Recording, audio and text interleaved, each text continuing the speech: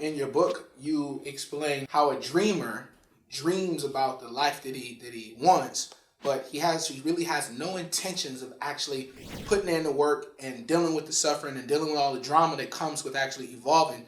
So he mixes with other people who thinks about dreaming too, but never actually goes for their dreams. Could you elaborate on that? It goes back to our earlier conversation about no one wants to suffer alone. Once you, like, why do conspiracy theories work? Because a group of imbeciles basically believe in the exact same stupidity to justify their existence. And they believe that they've been victimized by something as a group, you know? And because a group of people believe in it, you basically convince yourself that you're not crazy for thinking that way, you know?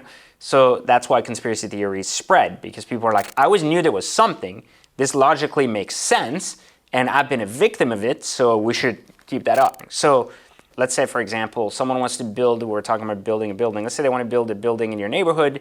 You all don't like that idea, so you're suffering about what's happening. So collectively, you team up with even neighbors you hate to basically oppose that, right? So that's how governments convince you to basically go to war, right? Well, we might be divided, but the explosion here unites us because we want the same thing. We don't want that to happen again. So you go, yes. And then that's how we end up in Iraq for 20 years. But the same can be said whenever man deals with any level of suffering. The first thing he seeks is to find companionship in that darkness. So you have to think about it as your body basically constituted of light and shadows, right? Let's say you're traveling in a forest at night in the dark. It's a lot scarier than during the day. So you might venture down a path in the light without an issue and kind of try to find your way out of the jungle because you feel like you have an opportunity to understand what's happening.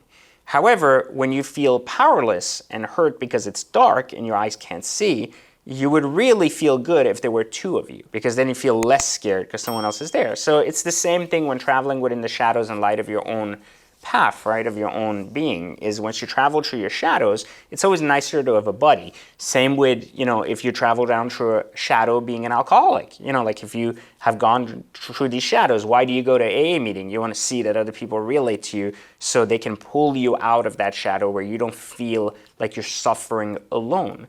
And so man has always been in need of knowing that the only way he can overcome his shadow is by realizing that other people are suffering of the same thing, so he feels better about his existence. Now, this is almost a kind of counterproductive concept, because by enabling others to validate that your shadows aren't that bad or that there's a way out, you never really face them yourself. You face them through others.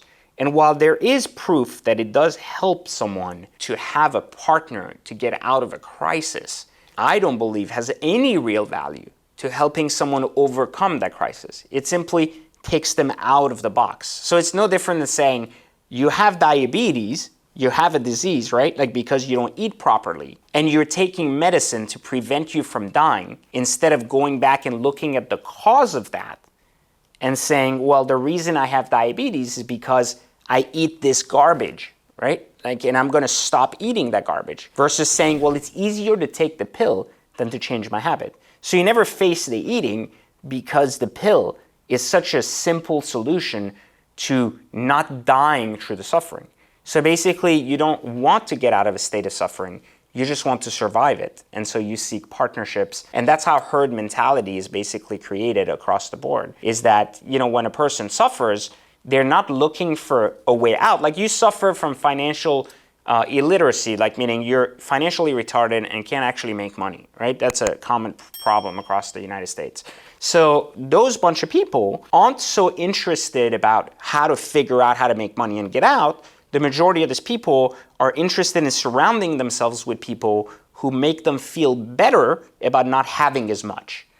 So you'll see like a group of 50 poor people, and only one or two of them will be like, I gotta make friends that are richer than me so they can teach me how to be better and think like them. And you'll see 48 of them, they'll be like, nah, man, you're an idiot. You gotta find people that'll respect you and treat you well and won't make money the reason why you're less than them. In other words, they're finding a convincing argument to remind themselves of why they should stay poor versus actually getting out of their state of suffering. Because to get out of the state of suffering, it takes a lot of work. And often, no one wants to do that work, so they will not take that chance. They will not make that move.